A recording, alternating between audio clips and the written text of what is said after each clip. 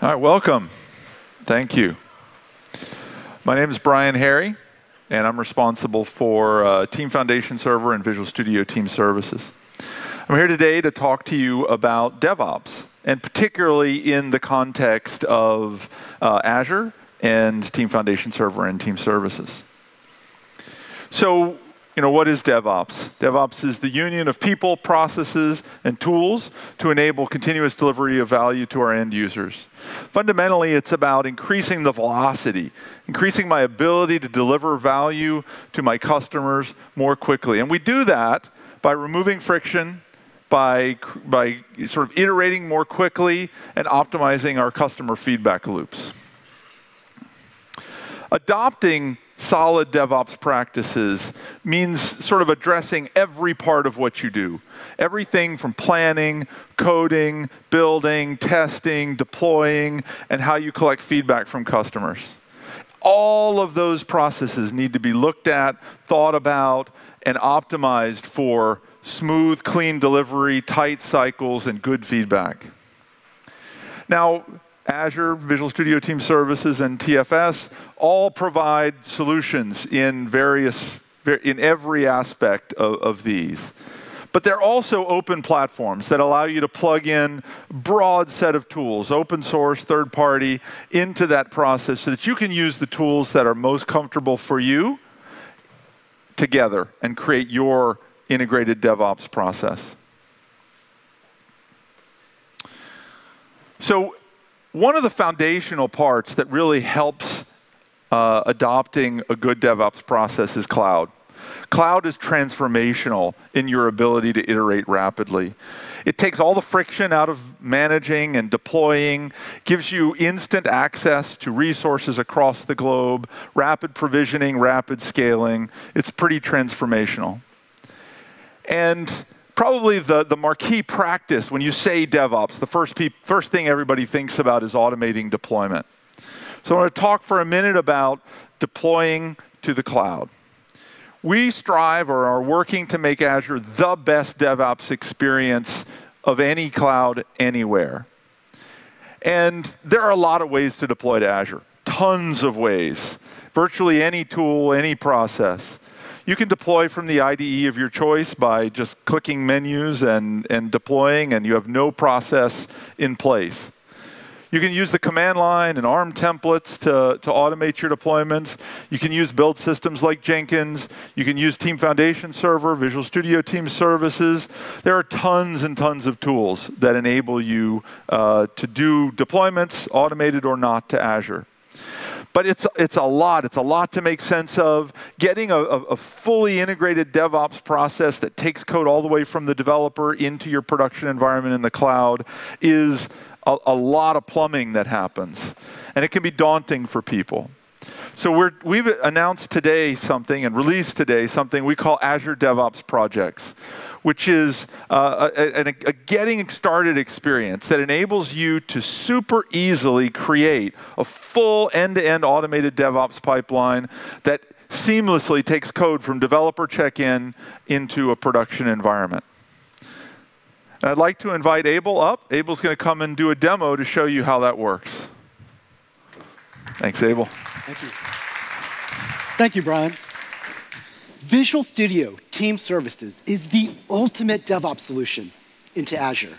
And today, with the Azure DevOps projects, we make it ridiculously easy to go from nothing at all into a full end-to-end DevOps project in a variety of different languages. Now, in this DevOps project, you get a team project in VSTS. You get source code for a sample app. And you get a CI/CD pipeline that takes this sample app and delivers it all the way up into Azure. Let's go check it out. So the first thing we're going to do is we're going to go and create an Azure DevOps project. So let's go ahead and create. And it's going to ask us, what language do you want to use? And we support a whole bunch of languages, .NET, Python, Java. Even if you have your own code and it's in a Git repo, we can use that as well. Now I'm just going to choose .NET, and then I'm going to choose .NET Core. Next, it's going to ask us, what service do you want to use? And because I chose .NET Core, I'm able to deploy my app into a web app on Windows, into web app on Linux, or web app for containers. I'm just going to say web app for Windows. Next, it's going to ask me, what instance of Visual Studio Team Services do you want to use? We can create a brand new one or use an existing one. I'm going to go ahead and choose my demo account. So here is my demo account. And let's give this project a name. And then we'll click Done. And now, bam, that's all we need to do. Azure's going to go out. Thank you. Azure's now going to go out and do everything for us, and will build us that end-to-end project. Now, when it does build us that end-to-end project, we get a dashboard. And the dashboard looks like that, where you can see everything. You can see we've got code, we've got our build pipeline, we've got our release pipeline. You can even see all the resources that we deployed out into Azure, like our endpoint and even application insight. If you want to see exactly what's in your code, we can go ahead and click on the link next to code, and it will take us into VSTS, right to our repo, where you can see our sample app has already been uploaded. If you want to see your build pipeline, let's go ahead and click on the link next to the build, and it's going to bring up my build. And once it pulls up, we're going to go ahead and jump into this build and click on Edit, so you can see exactly what is in there. Now, this is taking a little bit longer than we thought, but I think it's coming. Wait for it. Wait for it. Bam, here it is. All right. Let's go ahead and click on Edit. And now we can see exactly what we did. And what we did do is we created a build pipeline for you that makes sense for the technology that you picked. Now, if you wanted to see the release pipeline, you can do the exact same thing. Let's go ahead and click on the link for my release pipeline. It's going to bring back my release pipeline. I'm going to click on Edit so you can see what we did. But just like the build, we create a pipeline for you that makes sense for the technology that you chose. All right. Last, you know what? We've actually deployed our application all the way out into Azure already. So if we click on the endpoint, this will take us straight to our sample app that's been deployed up in Azure. This right here is awesome. There's nothing more for you guys to do. There's nothing to configure. Everything is done for you, and everything just works. However, if you wanted to customize, you still have complete control over everything. So customize to your heart's content. For instance, our source code. Here's our source code. The source in here, this is for our sample app. But if we wanted to come down here and clone this sample app, and instead of using our sample app, let's swap in my real app, not a problem. Let me go ahead and clone this, and I'll clone it onto my hard drive. So I'm going to type git clone, the wonderful URL, hit enter, and now it's going to clone all that code onto my hard drive. Now let me go ahead and cd into that directory, and we'll go ahead and browse into that directory. Let's delete all the files from my sample app, and I'll go ahead and copy in my actual code and paste it into my directory. Now, once it's done copying all of my files into this directory, I'll use Git to upload all my code back into VSTS. All right, let's go in here. We'll go ahead and add my changes. And after we add my changes, let's go ahead and commit my changes. And finally, let's push my changes back up to VSTS. Now, sometimes it takes a while to push all of my changes. Other times it goes pretty fast. Now, once the code hits VSTS, let's go ahead and jump in there. We'll hit refresh. And now we'll be able to see my application in the repo instead of the sample app. All right, next cool thing. Because we just put new code into the repo, it's going to automatically kick off our build. So let's go ahead and check our build. Here's the build. And there we go. We've kicked off a build. This build is going to download the latest code from source control. It's going to compile everything. And this is my new code, right? And it's going to deploy my new bits all the way up into Azure. Now, it takes a while for this to complete, so we'll just let it run for a bit. But this right here is awesome. We are the only cloud vendor that makes it so incredibly easy to go from nothing at all to a fully functional DevOps project that is still 100% customizable. Thank you.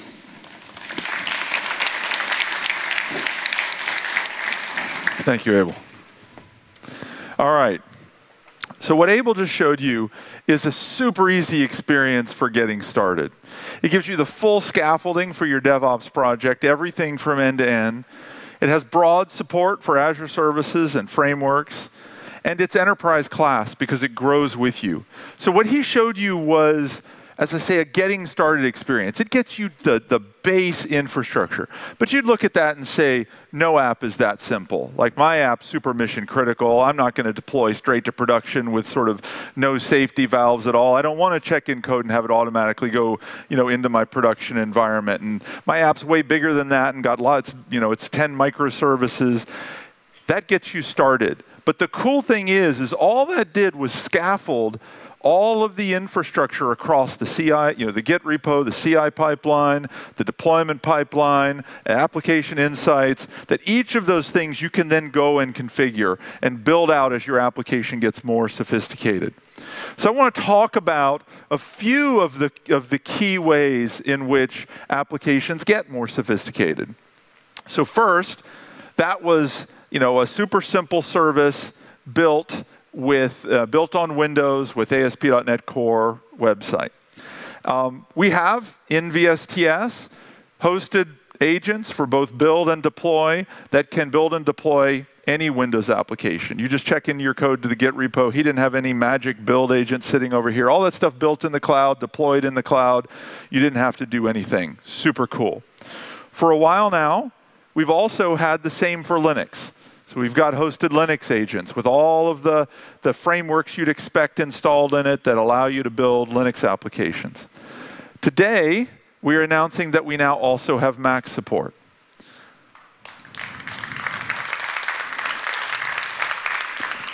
So we have hosted Mac agents in the cloud that are able to build Mac OS and iOS applications, again, with all of the right frameworks installed, and do automated deployments. For server apps, you could deploy to a Mac hardware, or you could deploy to Hockey App to do beta distribution, or you could deploy to the Apple App Store or the Android App Store.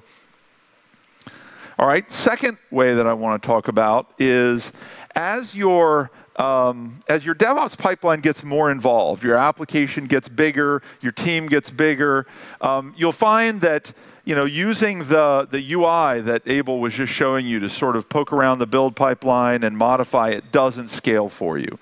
You need to be able to treat config as code. You need to be able to have every part of your application, whether it's the part that builds it, the part that deploys it, the part that configures it, all has to be code checked into your repo, code reviewed via the same processes that that the rest of your code is reviewed, that's versioned, travels through branches with your code, you can roll back, etc. So today we're announcing YAML support in our CI system on VSTS that enables you to do exactly that.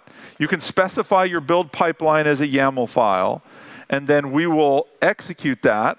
You manage it as with your code, and then when you kick off a build, we will read the YAML file and execute the build pipeline described in the YAML file. Now the cool thing is this YAML file is just another manifestation of the build system we already have. So I'm not describing a new build system. It is our current build system. It's just a new representation of it as a text file. It is able to use the full richness of the build pipeline that we've had for years now, and the hundreds and hundreds of extensions in the marketplace that you can use to build and deploy just about anything you can think of, all work with YAML. And third dimension I want to talk about is sort of criticality of the release. So as your app gets more critical, like no one actually wants, or at least not many people actually want, to have a check-in, flow immediately into the production environment, hit all of their customers. I call that the fastest way to deploy bugs to customers. And nobody wants that.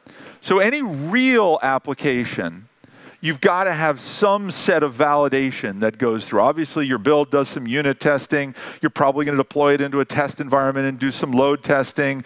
You're probably going to deploy it into a canary environment and measure sort of the health of the system.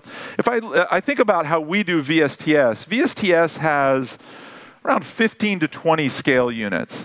And when we do a deployment of VSTS itself, we use our release management system, and we gradually roll it out across our various environments so that if in the event we do deploy a bug, we know it's only hitting a small percentage of our customers. We catch it early, we fix it quickly, and then we continue our deployment.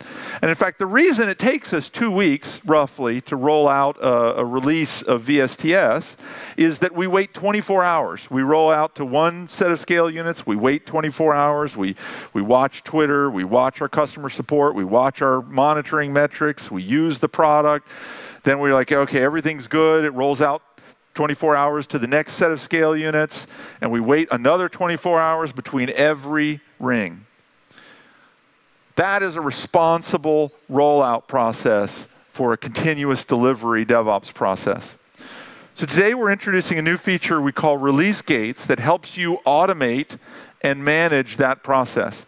Release Gates allow you to define a set of rules, either before or after each set of environments get deployed, that evaluates the readiness of that environment. So we have two built-in ones that are super interesting. One is an Azure monitoring gate that allows you to evaluate Azure monitoring rules and look at the health of the system. And then we have another one to monitor work item queries. So like for us, if at any time during that 24 hours somebody finds a blocking bug, a customer reports a problem, we file a blocking bug. This is a release blocking bug. So we would put a monitor or a gate on that query of current release blocking bugs. And if I'm in that environment and at the end of 24 hours, if there's a release blocking bug, the deployment stops. It does not continue until that release blocking bug is addressed. But more importantly than that, we've made it extensible, like everything in the VSTS ecosystem. You can have a gate that calls an Azure function, it can call a REST API, it can post on Service Bus, and it can do anything. In fact, I'm hoping in the next couple weeks to produce a sample. We'll do an open source sample of how you could do a Twitter monitor, where you do sentiment analysis. And so you deploy out to a fraction of your customers, and you watch Twitter and see if you have a sentiment downturn, in which case, hey, you might want to explore that before you go roll out further. But that's just an example of how you could really do just about anything. All right, so I'm going to ask Abel back up, and he's going to walk you through. He's going to start with that same app he had, and he's going to sort of show you how you evolve that starting with that template into an increasingly sophisticated DevOps process. All right, thank you. In our last demo, we showed a pretty simple CI/CD pipeline, but now we're going to go in and we're going to configure it, and we're going to turn it into a real-world CI/CD pipeline. Let me show you what I mean. First, let me flip over to the correct monitor, and then let me flip over to my right screen. All right, so what we have here is my build pipeline, and it's a pretty simple build pipeline. It uses a Windows agent, and it builds an ASP.NET Core web app. Now, the app that we uploaded into source control earlier, it's a little bit more complicated. I mean, it does have an ASP.NET Core web app, but it also has a separate REST API that needs to run in a Linux container. And it also has an iOS mobile app. So now we can jump in here, start configuring this build, tweak it, and make it build everything. So the way that you configure builds in VSTS is you can add or remove phases by clicking on this link right here. And you can add or remove agent phases. You can also come in and start adding and removing tasks. And out of the box, VSTS has about 100 tasks that span all sorts of languages in all sorts of platforms. Now, if you want to do something that doesn't exist out of the box, go to the marketplace. In the marketplace, our partners have created over 500 build and release tasks that you can just download and start using. Now, if what you want to do doesn't exist out of the box and doesn't exist in the marketplace, Not a big deal. Just create your own custom task. A custom task is nothing more than PowerShell or Node.js. So what that translates into, anything you can do from the command line, you can turn into a custom task and get VSTS to do. Or said another way, you can get VSTS to do whatever you want, easily. All right, so I'm not going to sit here and drag tasks around. That's kind of boring. So I'm just going to show you what my build actually looks like when it's completely finished. I have one agent phase, and in this agent phase, I'm using the hosted Windows agent. And it's going to build my ASP.NET Core application. Next, I have another agent phase that's going to use the hosted Linux agent.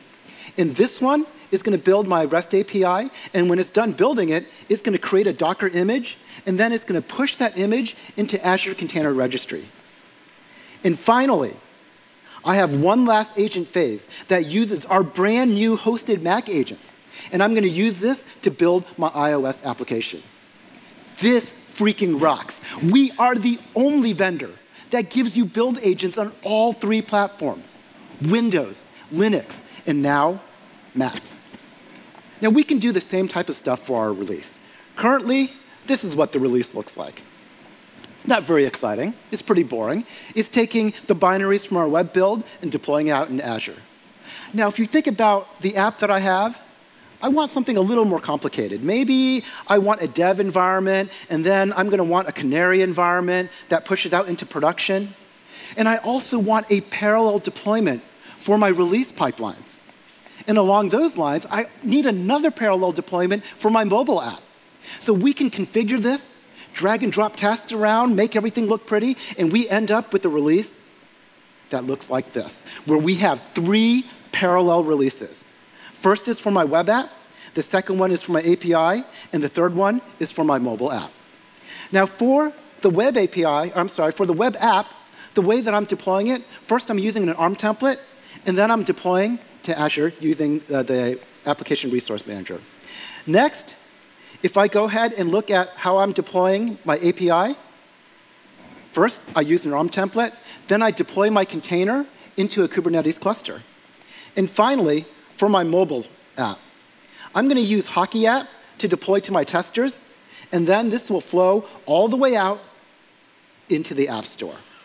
This right here, this is what makes release management so awesome. I can release anything, anywhere, however you want. And now, I can do all of this in one release. So, the next thing that I usually do is I'm going to come in here and add gates before and after environments. And we've always had the ability to create manual approval gates. But this time, now, we actually have the ability to create automated approval gates before and after any environment. So let me show you what that looks like. Let's create an automated approval gate before we deploy into the Web Canary environment. So we're going to jump in here, we're going to turn on our gates, and then we're going to add a gate. Now, out of the box, you get 5 types of gates you can add. Azure Monitor, that's going to use Azure Monitoring and Application Insights to help you determine if the gate should pass or fail. Next, we also have a gate, a work item query gate, which uses a work item query to help you determine if the gate should pass or fail. The next 3, invoke Azure Function, invoke REST API, publish to Azure Service Bus. Those are used to create your own custom gates, where you can define exactly what your acceptance criteria are going to be. Now, we're going to go ahead and add a query work item gate, because I want to make sure there are no blocking bugs. So we'll go ahead and choose for our query. Let's choose blocking bugs. OK. Let's go ahead and add now a post-deployment gate. After I've deployed my app into the Canary environment, let's do some monitoring with Application Insight to see if things are working OK. So let's add a gate. We'll turn on our gates. And this time, let's add an Azure Monitoring gate. And from here, it's going to ask us to select our subscription. So let me go ahead and find my subscription.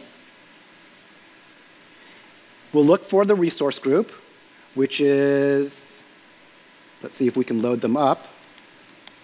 And 435, that's the correct one. And the resource type is going to be Application Insights. Resource name is going to be Connect 2017.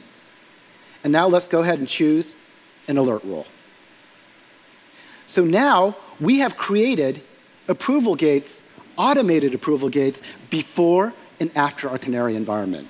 And when we go ahead and kick off a deployment, this is what it will look like. So here's my deployment. Before I can push into Canary, it's going to go ahead and try to run my pre-deployment gates. And the first time it runs, guess what? It found some blocking bugs. So the gate failed, and it blocked the deployment. But the next time it queried, apparently somebody cleared up those bugs, so now it's flowed on in to the Canary environment. Now, after deploying into the Canary environment, VSTS is now going to run our post-deployment gates. And as you can see, my Azure monitors, they're failing. Apparently, Application Insight is firing a whole bunch of alerts because the code changes I just made, I don't know what I did, but nothing good, right? Now, my app is running super slow. Pages don't load, alerts are being thrown. And as long as alerts are being thrown by Application Insight, my bits aren't moving anywhere. They will not leave Canary. Now, if by some magical means the alerts clear up, then this release will pass through the gate and go on to the next environment. But in my case, that didn't happen because I kept on throwing alerts until it timed out, and now my release failed. And my release died and never hit production. Being able to create automated approval gates that uses continuous monitoring, that allows us to deploy in a much safer manner. All right.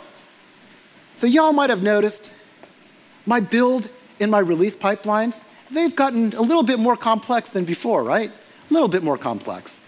And the more complicated my build and release pipeline gets, the more I want to be able to save my release and build pipeline as code. Pipeline as code. Infrastructure as code. That's the direction that we're all moving, right? And today, we can absolutely do that. We can take our build pipeline, and we can represent that as a YAML file. And we can take that YAML file, and we can save it into source control.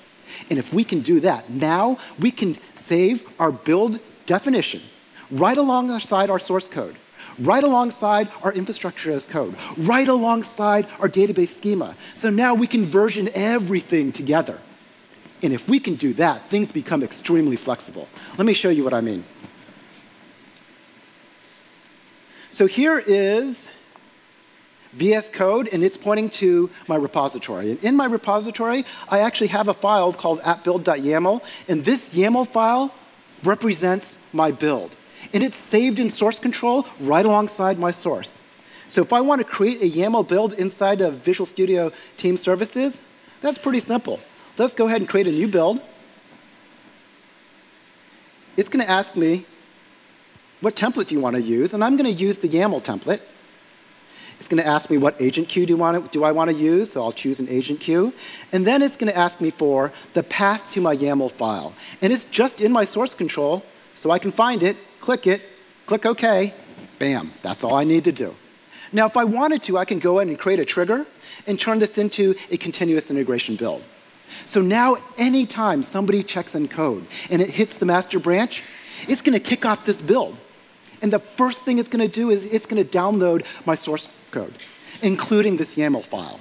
And then it's going to load this YAML file, and it's going to start executing my build according to what's described in my YAML file.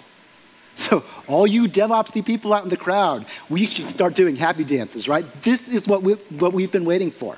We've been asking for this. This is awesome. Now, something else that we've been asking for is to manage VSTS from the command line. And guess what? Today, we can actually do that. We can use the Visual Studio Team Service command line interface to manage VSTS from the command line. We can manage things around build, work, and source code. And we can do things like list all the builds in my project.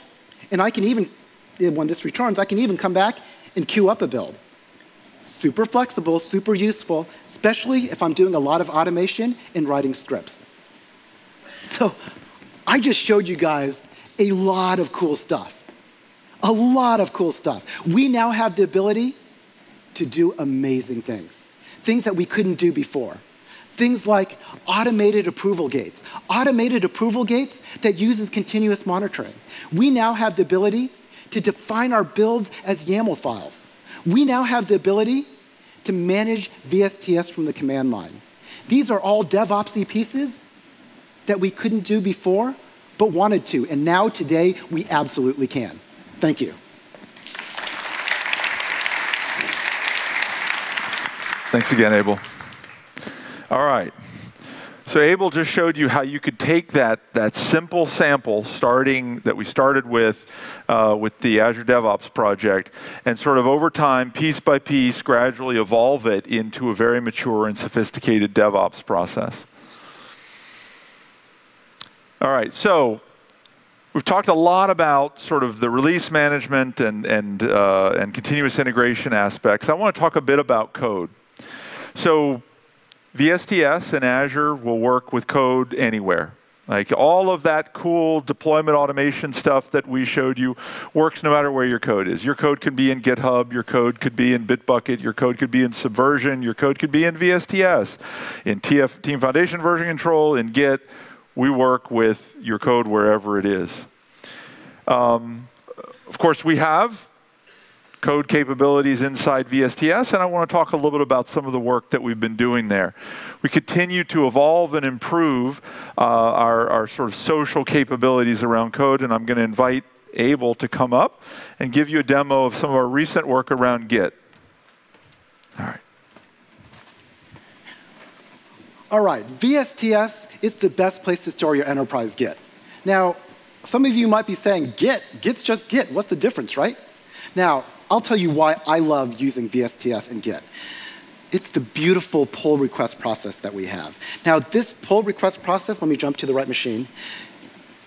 This pull request process just got a little bit better because now we're able to use forks. Now, we've always been able to do a pull request using branches. However, because of that, if you have a large team, sometimes your repo gets cluttered, right? Full of these development branches, especially if your devs don't clean up. And devs never clean up. But with forks, that fixes the problem. And let me show you. So here's my source code. Usually, I create a branch if I want to start a pull request. But now, I'm just going to go and create a fork.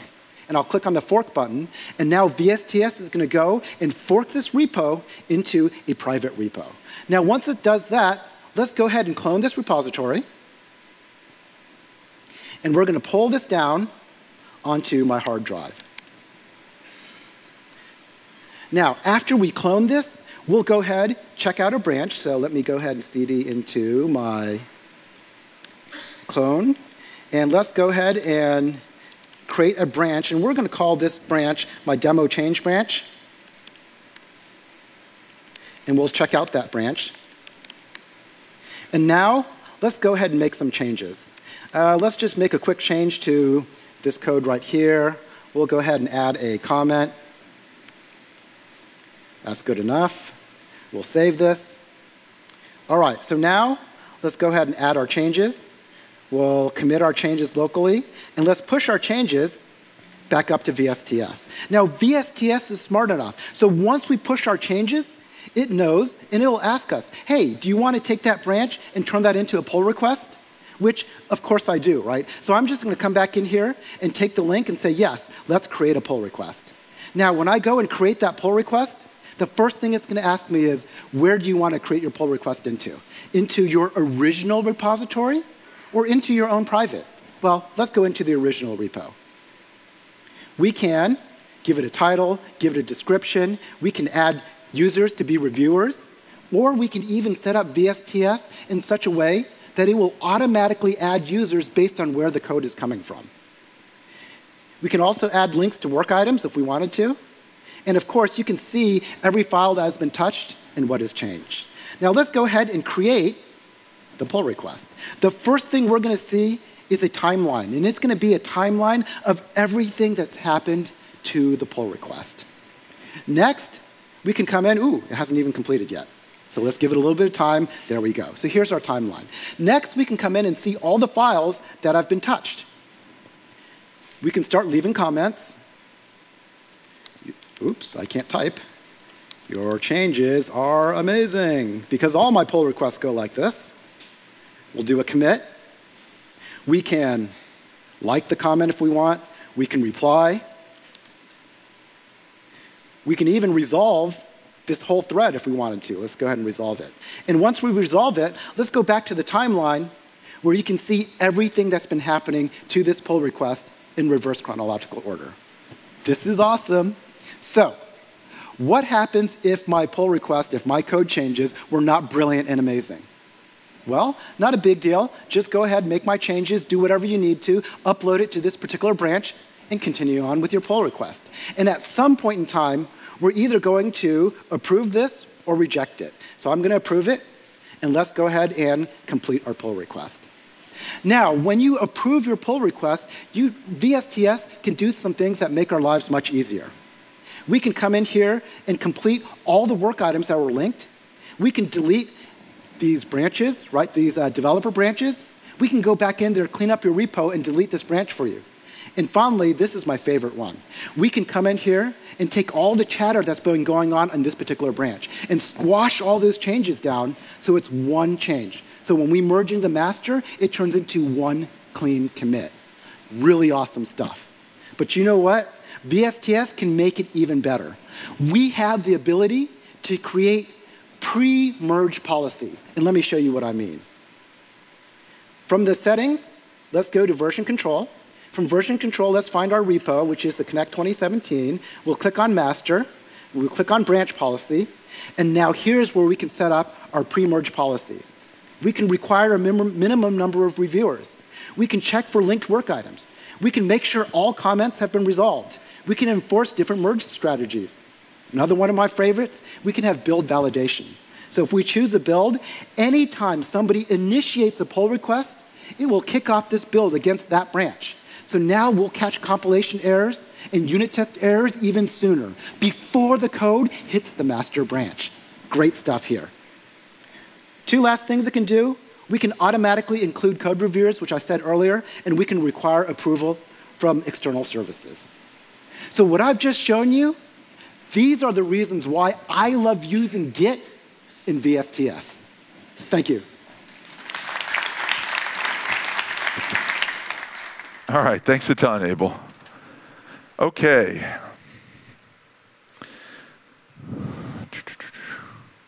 We got to switch the screen back. That's what it is.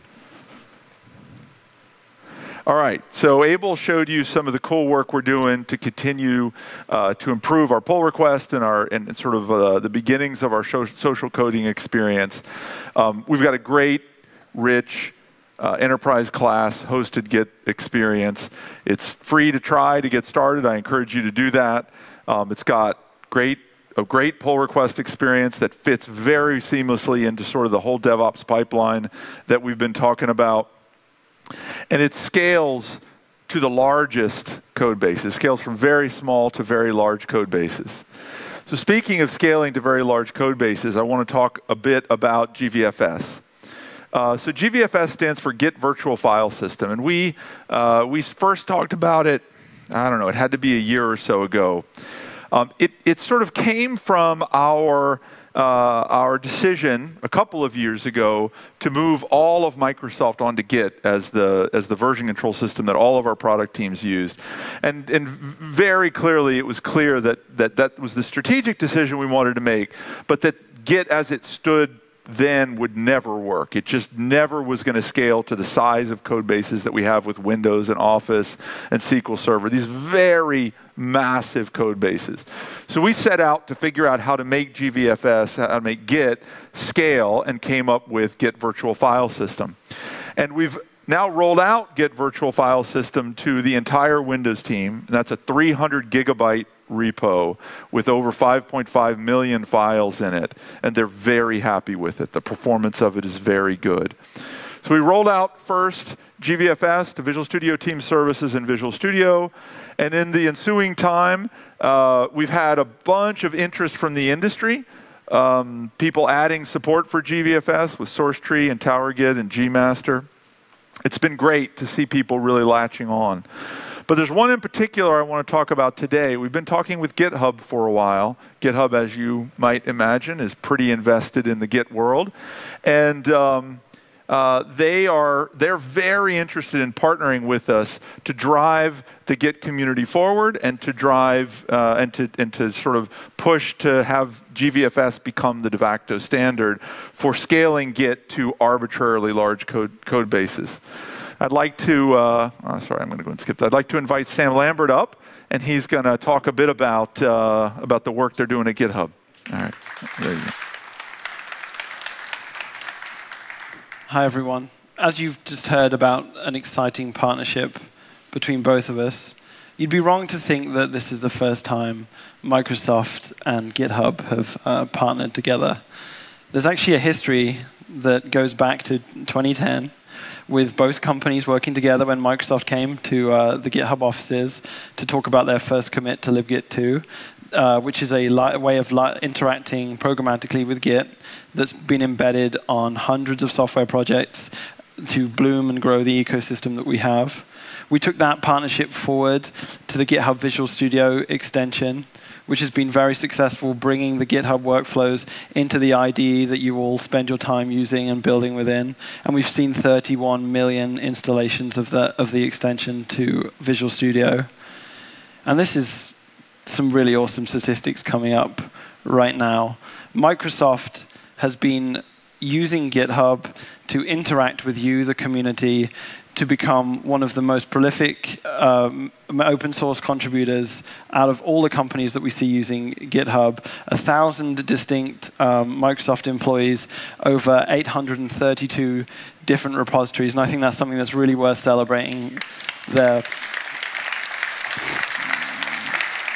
This partnership is culminated in GitHub and Microsoft contributing to over 200,000 commits to Git core, something that's really relevant to all of us in this type of collaboration.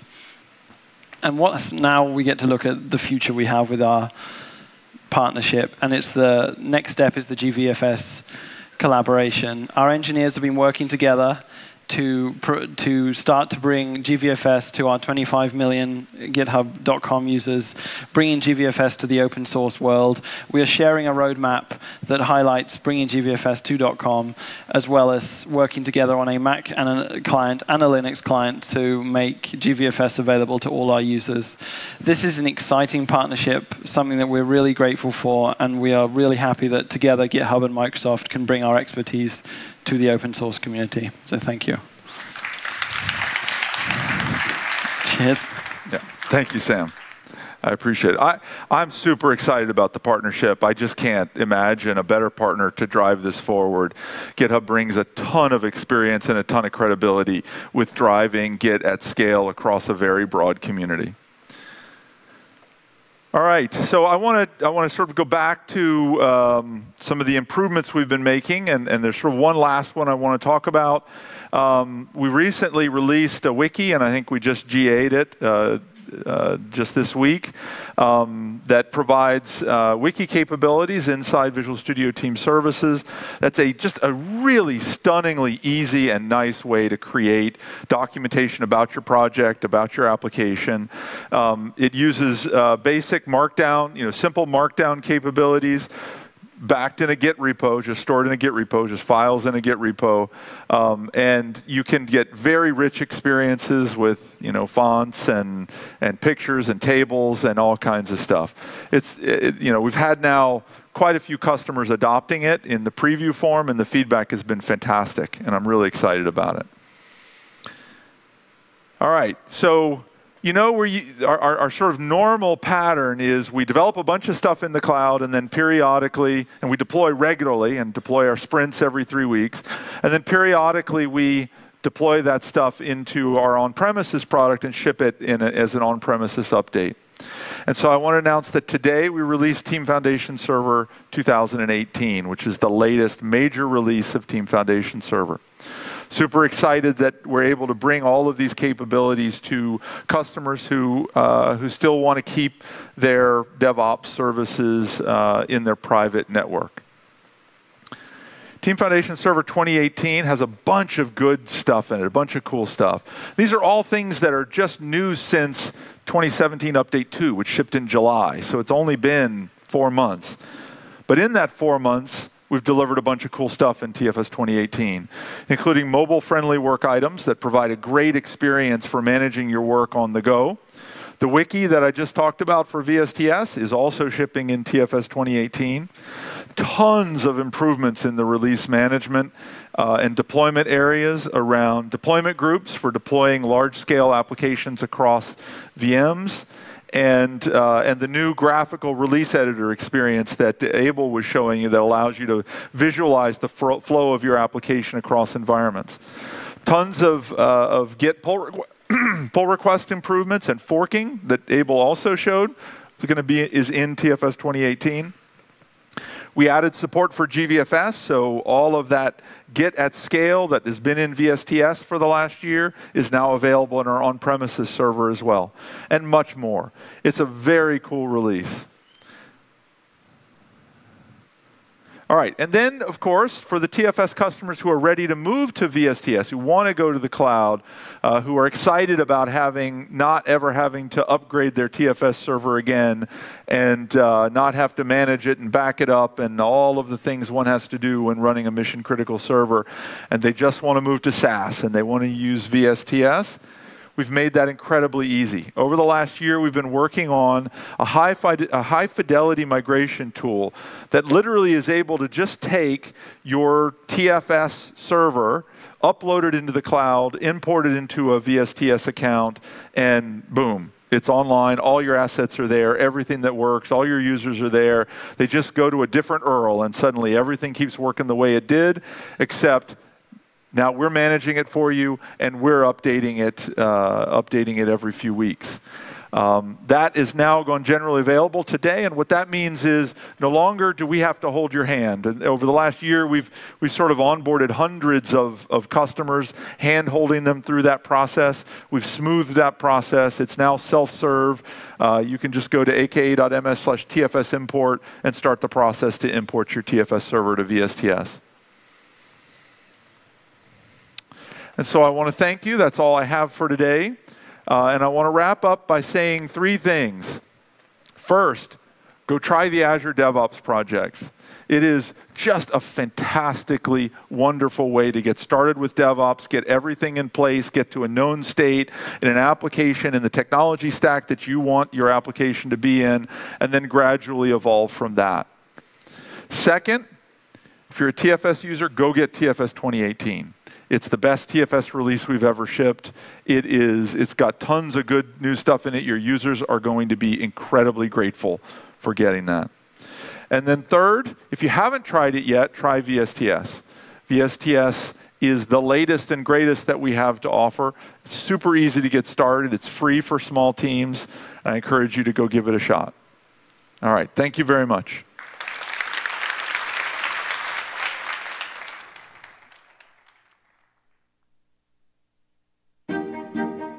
Social media makes it possible for trends to explode globally and instantaneously.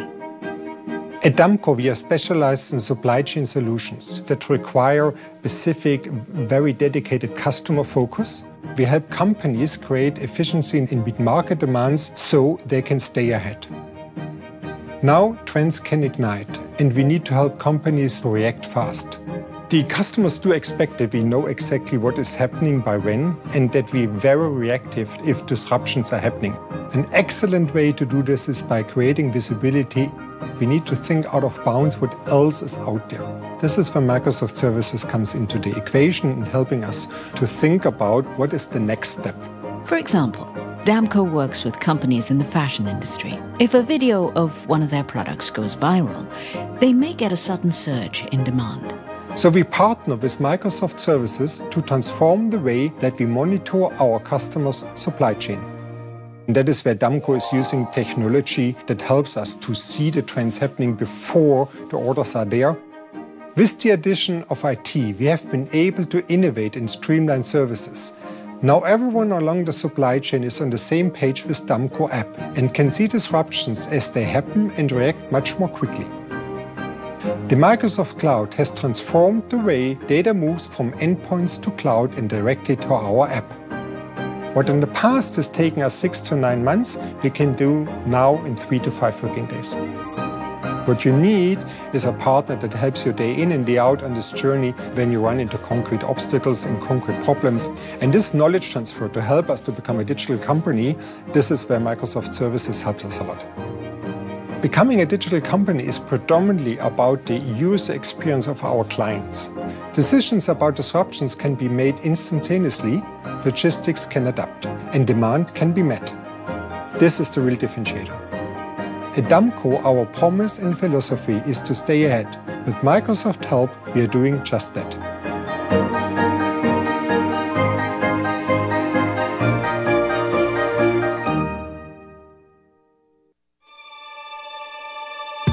Bear Stearns shares are down 90% this morning, and it's not just Bear, pretty much every... Working at Bear Stearns in 2008 during the mortgage meltdown was really an eye-opening experience for me because it was clear that even one of the largest investment banks at the time didn't have much transparency at all into how much they owned or even what those assets consisted of. DV01 brings institutional investors transparency into the consumer lending markets, handling everything from data normalization, data management, to reporting and analytics end to end. We started out small on AWS and RDS, and just like most startups, we ran into a lot of scaling challenges. Our move into SQL Server 2017 on Linux was a controversial one. Our engineers came from an open source background, and we're an open source shop. Switching to SQL Server was a game changer for us because the latency went from tens of seconds down to less than 1 or 2 seconds for most of our queries. Starting a company is tough. There's a million things that we have to worry about, but it's been really comforting to have Microsoft in our corner. There's many things that contributed to the financial crisis, but we definitely believe that lack of transparency for investors was a big one and a problem that we're tackling head on with DV01.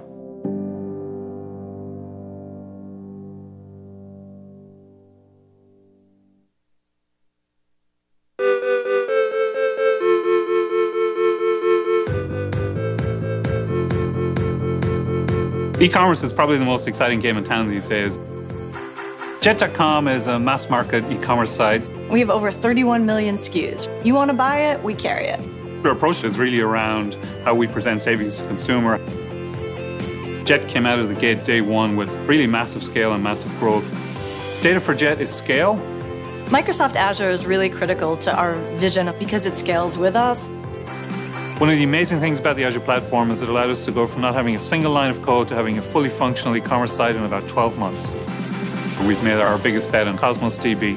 We're moving into the GPU world, machine learning, AI, personalization, recommendations, all the way that data surfaces to the consumer is really what drives a killer customer experience at Jet. E-commerce is going to be a $1 trillion business in the next 5 to 10 years.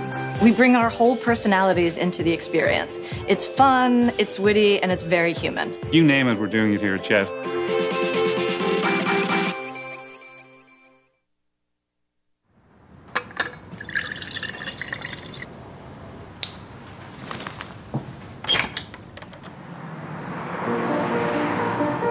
I'm Saqib Sheikh. I lost my sight when I was 7.